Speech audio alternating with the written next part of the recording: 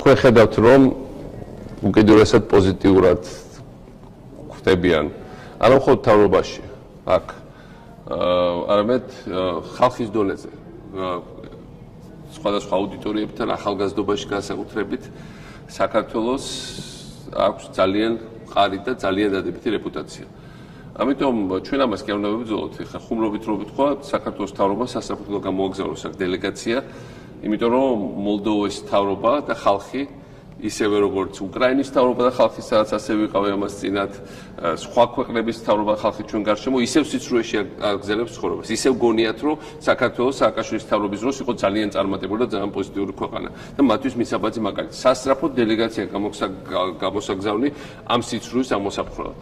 ეს ხუმრობი და სიმართლე თუ თქვა და ვილაპარაკებთ, საქართველოს რეპუტაციის უნდა გაფრთხილება და არა გალანძღვა და არა მიწასთან გასწორება, უნდა გაზდაკი და გაუმჯობესება და საქართველოს შეინარჩუნებს თავის ლიდერის პოზიციებს მინიმუმ ამ პოსტსაბჭოთა სივრცეში.